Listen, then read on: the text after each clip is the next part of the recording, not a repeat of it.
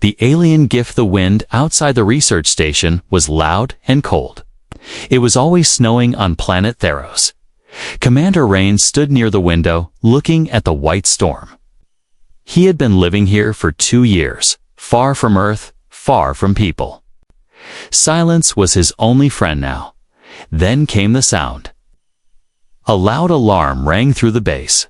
Red lights flashed, and the voice of the station AI spoke. Unknown object detected near Sector 9. Rain didn't wait. He grabbed his coat and ran outside into the freezing night. The snow hit his face like knives. He followed the signal until he saw a strange glow.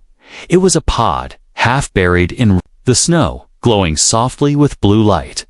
Rain slowly stepped closer. Weapon ready, but nothing attacked, nothing moved. He touched the surface of the pod. It was warm, like human skin. Suddenly, it opened with a soft hiss. Inside was something he never expected. A small alien child, curled up, breathing slowly. Her skin looked like glass, shining and thin. Her eyes were large and full of fear. Rain froze, unsure of what to do. She looked weak, broken, and so. Alone, he picked her up gently. She weighed almost nothing.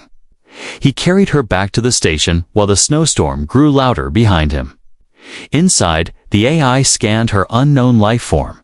Extreme fragility, mental activity detected, Rain. Placed her in the bedroom, he gave her warmth, water, and wrapped her in soft cloth. For hours, she didn't speak. She only watched him with quiet eyes. Rain tried to talk. "Do you understand me?" No reply, but the next morning, something strange happened. Rain was making coffee when he heard a whisper, not a sound, but a voice. Inside his mind, cold fear. "Where am I?" He turned quickly. The alien girl was sitting up, staring at him. Her mouth didn't move, but he heard her clearly inside his head. "You're safe now," he said softly. She blinked. Slowly safe, she repeated in his mind. Rain decided to call her Leah. She didn't argue. She started learning fast. She would sit near the computer and watch everything he did. She copied words, emotions, even smiles. But then came a message from Earth Command. They wanted him to send her back. They said she was dangerous, unpredictable, that she was built to mimic emotions, not feel them. Rain didn't believe it. He had seen real fear in her eyes. He had seen her cry one night. Silently, after waking from a dream, he started hiding her from the station cameras. The AI warned him, "You are violating protocol." But he didn't care. He was the only one there, and he trusted his heart. One evening, Leah walked to him. Slowly, she looked weak. Almost like she would fall apart. She placed her hand gently on his chest and looked into his eyes. "Your heart," she said, in her mind, "is louder than the stars." Rain didn't understand. "How do you know that?" he asked. Leah closed her eyes. "I was born to listen, to feel, to learn love." Her body shimmered like light through glass. "But my people, they broke me for it." Rain felt something strange in that moment. A mix of sadness, anger, and something warm, something close to love. Then the station alarm screamed again. This time, it wasn't a pod, it was a ship, but not from space, not from aliens. It was human, black and silent, landing near the base. Rain's heart beat faster. He knew what this meant. They had come for Leah, and they would not be kind. He looked at her. She looked back, afraid. He had to choose. Follow orders, or protect the one being who ever looked at him like he mattered. Rain took her hand. "No one's taking you," he said. "Not while I'm alive." Outside, the wind howled. Inside, two hearts beat in quiet defiance. And the stars above watched silently. Asterisk snow fell like broken stars outside the glass dome.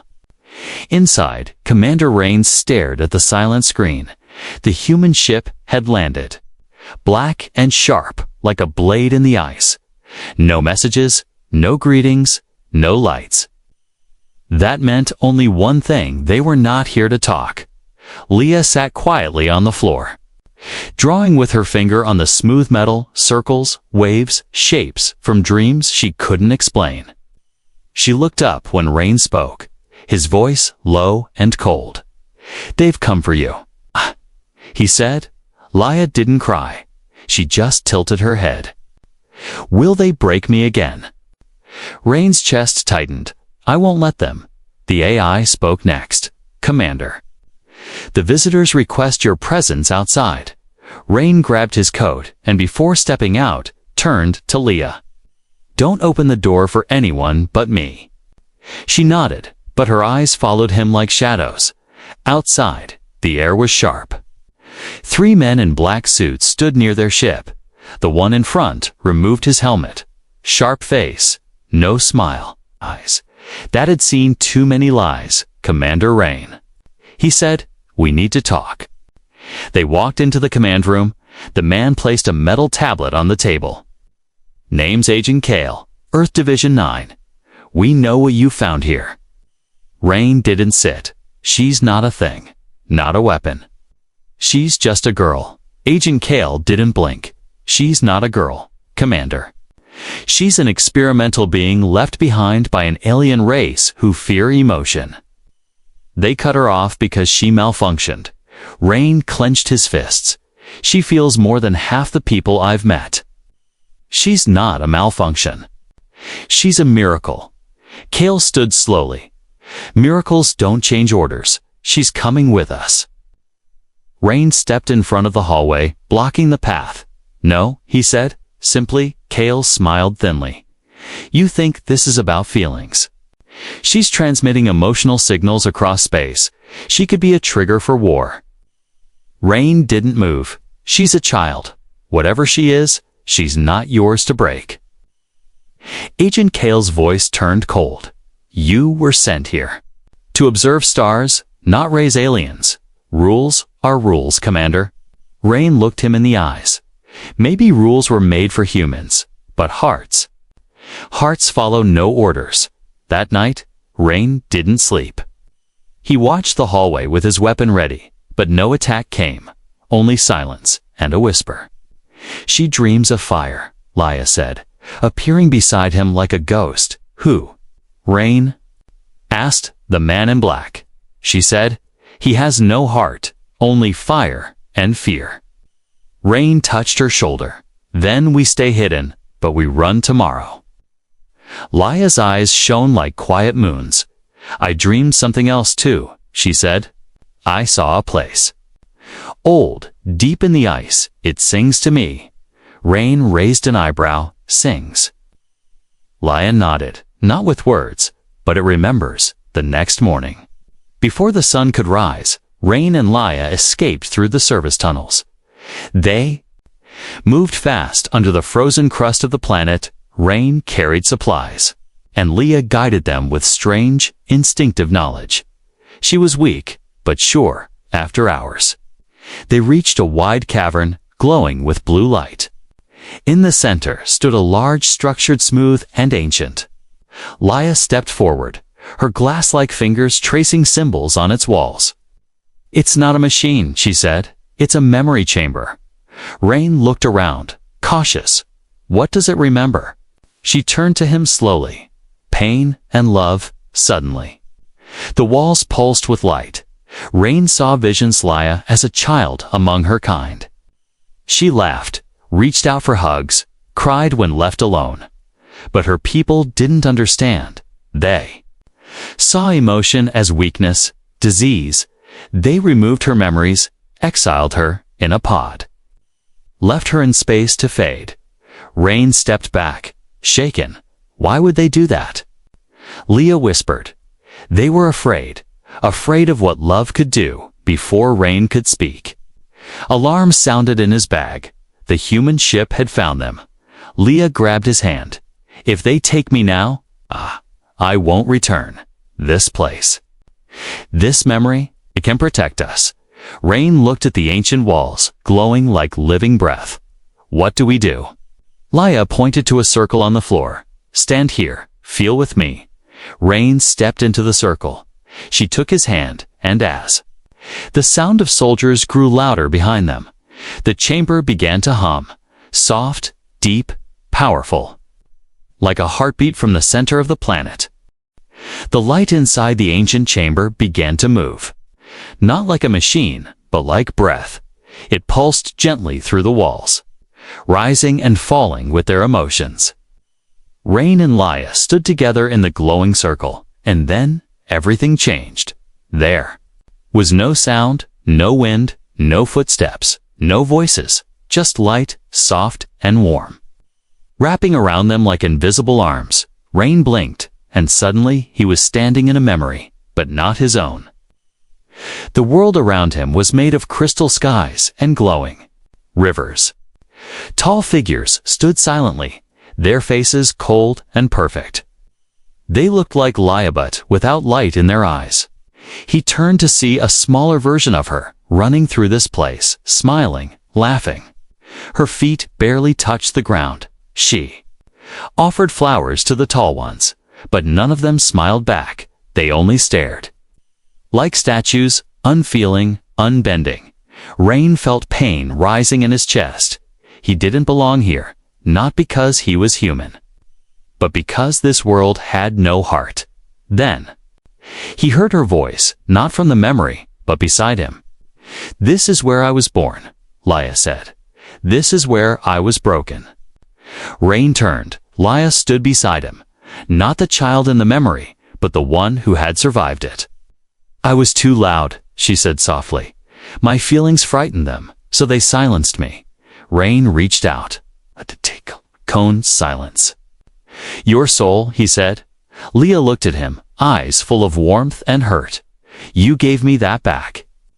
She whispered. Suddenly, the memory cracked. Sounds came rushing in the voice of Agent Kale through a comm link.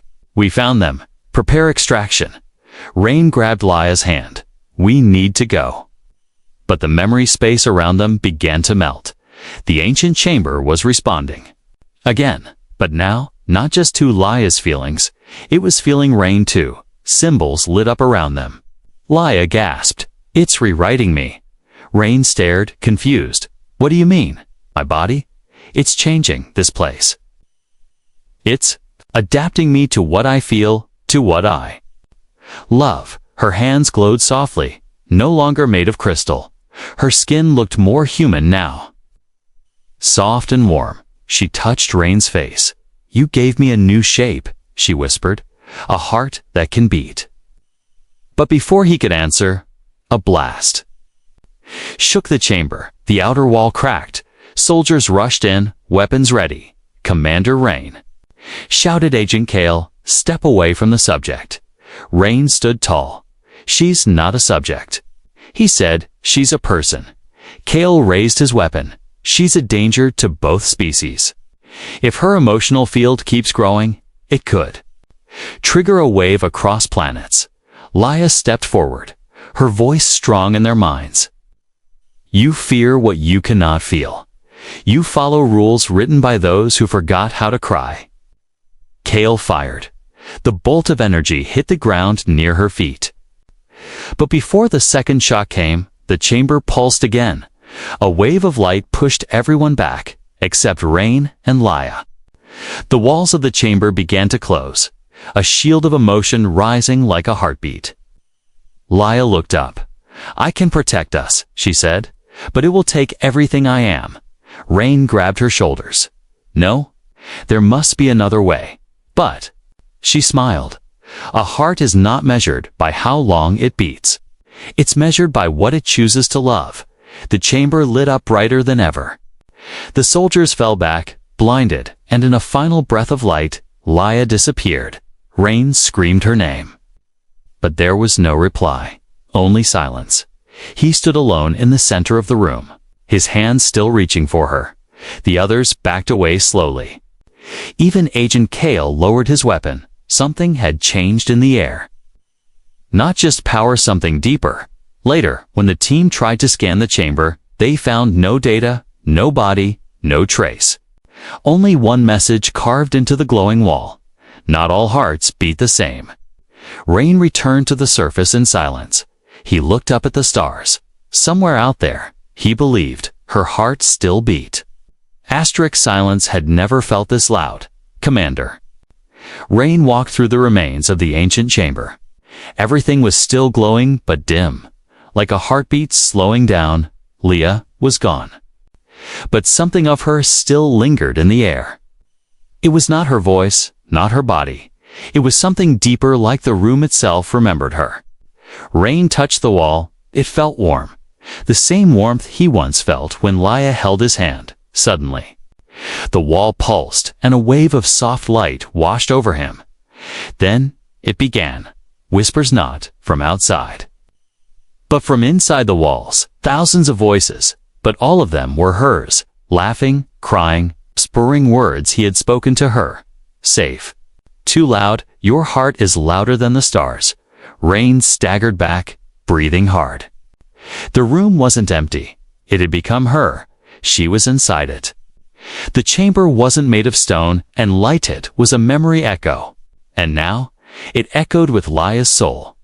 Behind him, Agent Kale entered slowly. His weapon lowered this time. He looked around, confused. "What is this place?" he asked. Rain didn't answer right away. He walked to the center where he had last seen Leah.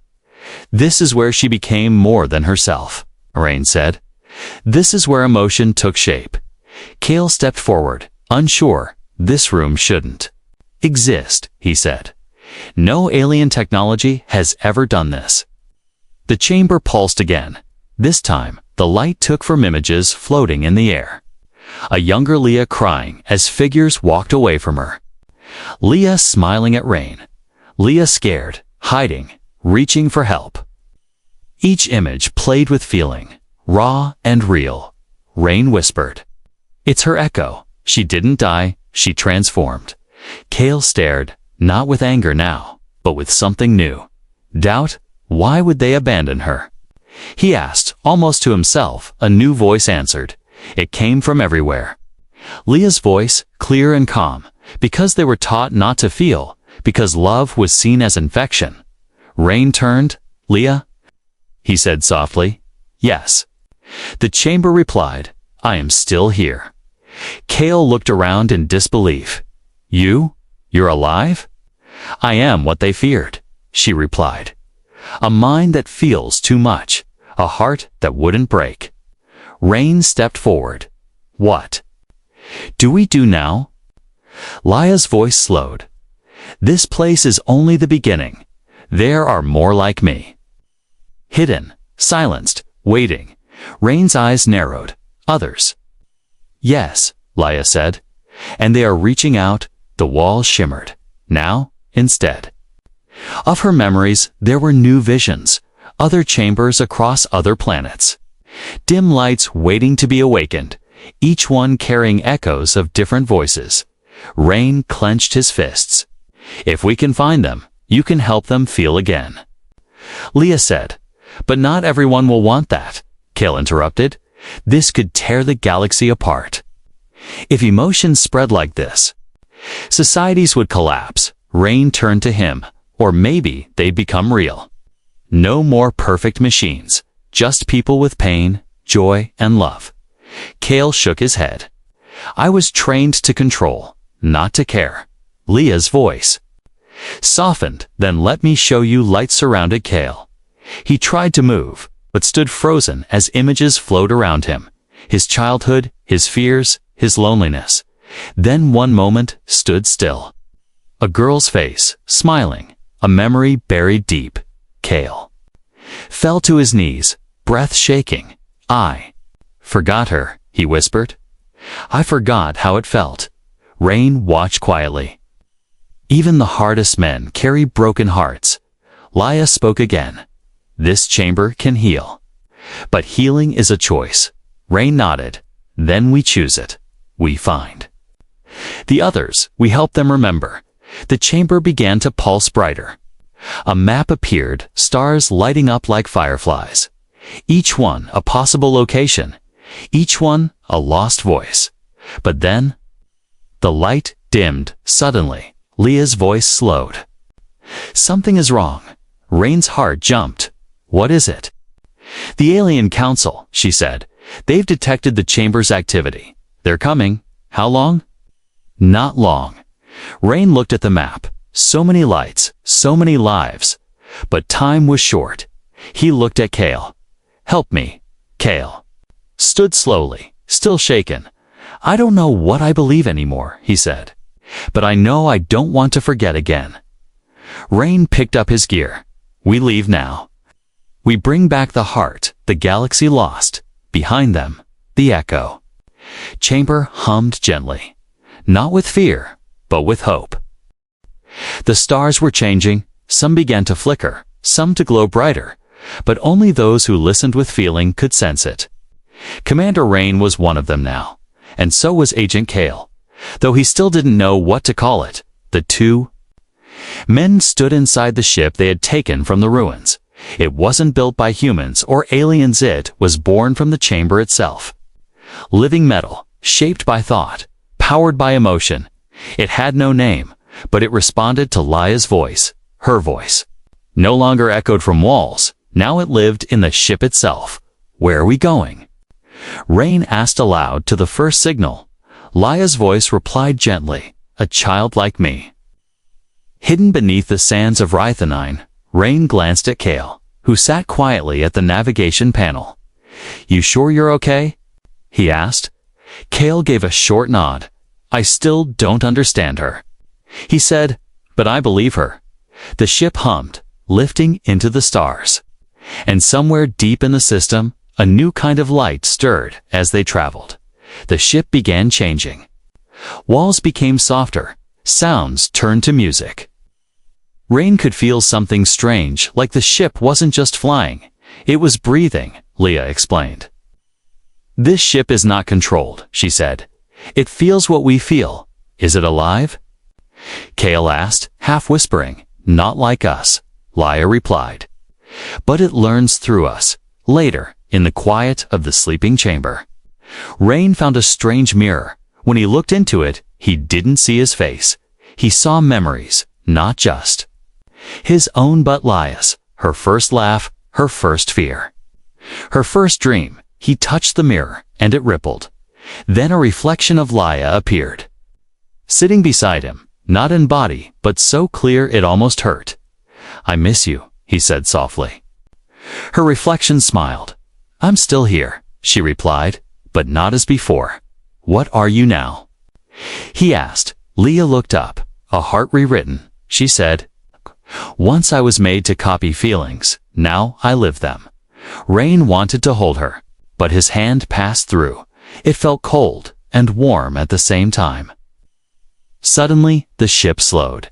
They had reached Rythanine, a desert planet wrapped in storm. Sand moved like smoke across the surface. This is the place, Leah said. There's someone here who cries without knowing why.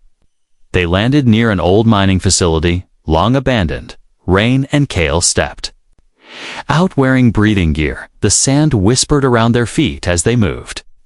They found the entrance buried in dust. Rain pushed open the metal door, and a wave of stillness greeted them inside. The walls were marked with strange line circles within circles. Kale shivered. These aren't just symbols, he said. They're memory maps. As they walked deeper, they heard a soft hum. Then a voice, tiny and broken. Is someone there? Rain rushed forward. A small figure stood near a glowing machine, thin, shaking, eyes full of stars. It was another child, like Leah but even weaker. The child looked up at Rain and whispered. I dreamed someone would come. Rain knelt down. What's your name? I don't know, the child said. They never gave me one. Kale looked around the room. Scanners showed strange energy, spikes emotions trapped in air. This place is alive too, he muttered. It's been keeping her safe, Leah's voice came through Rain's communicator. She's not stable. She needs a bond. What kind of bond? Rain asked. Heart to heart, Leah said. Like the one you gave me. Rain looked at the child. She was blinking slowly, fading. He reached out and touched her tiny hand. "You're not alone," he said. "I'm here." A light spread. From their hands, the child gasped. Her chest glowed softly, and her form began to change. Her skin became stronger, her eyes brighter, her body shifted not to look human, but to carry warmth. The child smiled. "Can I have a name now?" Rain smiled. "Yes," he said. "You can be Mira." Behind them, the walls began to hum like a song. Mira had been rewritten too. Not with code or design, but with care. They left the facility as the first sunrise hit the sand. 3 shadows walked together, one man, one agent, one heart reborn. Back on the ship, Lia's voice returned. "You saved her." Rain looked at the stars. "We saved each other," he said. But before he could rest, the ship gave a warning. A new signal had appeared, louder, darker, an emergency echo. Lia's voice changed. "The Council has awakened the destroyers," she said. "They are coming." Rain turned to Kale.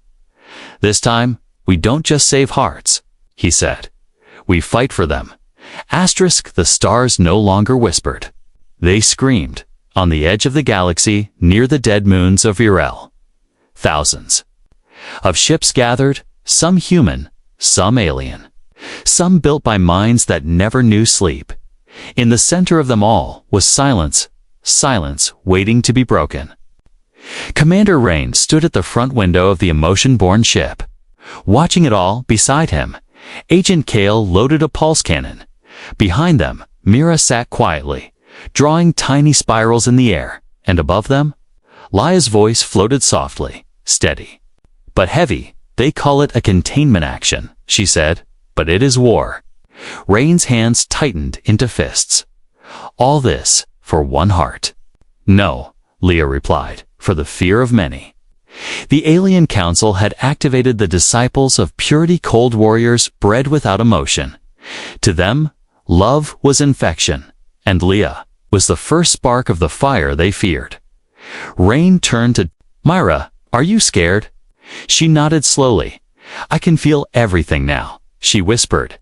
"Joy, pain, light, love. It's beautiful. Is that why they want to destroy it?" Rain knelt beside her. "They fear what they cannot control." But fear isn't stronger than love. A siren echoed through the ship. Enemy fleet approaching. Lia warned. "Shields up." Kale looked at Rain. "We can't fight them all." "No," Rain said. "But we can show them who we are." Outside, the enemy fleet began to close in. Dark ships, moving like shadows with purpose. No lights, no names, no signals, just silence and weapons. Lia's voice slowed. "They are preparing to erase us." Rain stood still, heart beating fast. "Then we give them something they'll never forget." He walked to the center of the ship, where the memory core pulsed. "Lia," he said, "connect me." "To what?" she asked. "To every ship, every mind, every watcher in the dark. They need to feel what we feel." There was a pause. Then the ship lit up like a starburst. Rain's memories flowed through space. His loneliness, his duty, his first smile with Lia, his pain, his hope, his choice to protect love at all cost. And they felt it. Not just humans on distant command posts. Not just aliens hiding in silent ships, but even the cold minds of the disciples. For a moment they paused. One of them, standing inside the enemy flagship, placed a hand over his chest. "What is this?" he whispered. A crack formed in his armor, and a tear escaped his eye, though he did not understand why. On Rain's ship, Mira reached out her hand. "I want them to feel too." Lia's voice trembled. "If we connect her, she may not survive." Rain looked at Mira. "You don't have to," he said gently. But Mira shook her head. "Lia gave me a heart.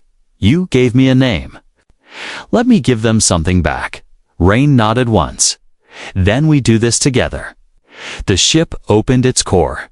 Myra stepped in, light flowing through her, and then something impossible happened. The fleet above them stopped moving. Not from fear, not from orders, but from feeling. A wave of memories surged across space. From Mira, from Leah, from Rain, from every broken thing turned beautiful. Disciples dropped their weapons. Some collapsed, overwhelmed. Others screamed, not in rage, but in confusion. For the first time, they felt the weight of what they had silenced. Inside the ship, Myra glowed like a star. Too bright, too pure. Her voice echoed once more. Don't erase love, feel it. Then she vanished. Silence returned.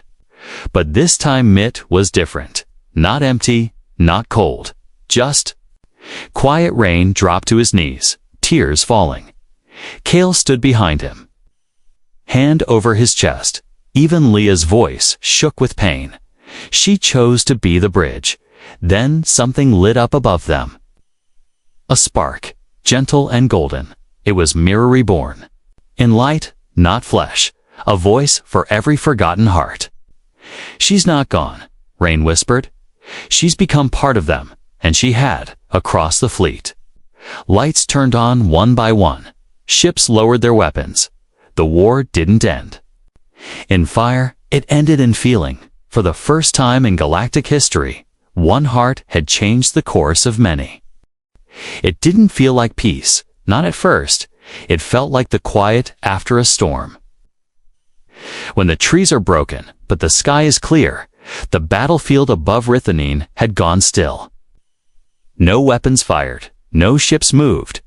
Every vessel, alien and human, floated in silence, as if the stars themselves had paused to breathe. In the center of it all, Rain stood at the bridge of the living ship, his hands shaking, his eyes red. Mira was gone, yet not gone. He could feel her everywhere. Agent Kale stepped beside him, slower now, as if every step carried memory. Did we win?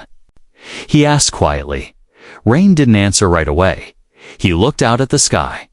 No, he said, we didn't win. We changed.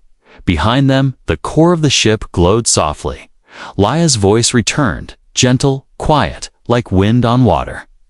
She is not lost. She is part of every heart that opened today. Rain placed his hand on the core. Can she hear me? Lia was silent for a moment. Then, a faint whisper came, not from the ship, but from within. Ray? It was Myra's voice, soft as a dream. Don't cry for me. I'm not gone. I'm everywhere love dares to live. Kale turned away, hiding his tears. He too had changed, rewritten, not by machines, but by feeling. News of what happened spread across the systems. They called it the awakening, not a war, not a victory, something deeper. On Earth, children drew pictures of a girl glowing like a star on alien worlds. Statues were taken down, cold gods replaced by soft light, and deep in the chambers once filled with silence, new hearts began to beat. But for Rain, change wasn't loud. It was quiet. A cup of coffee held too long.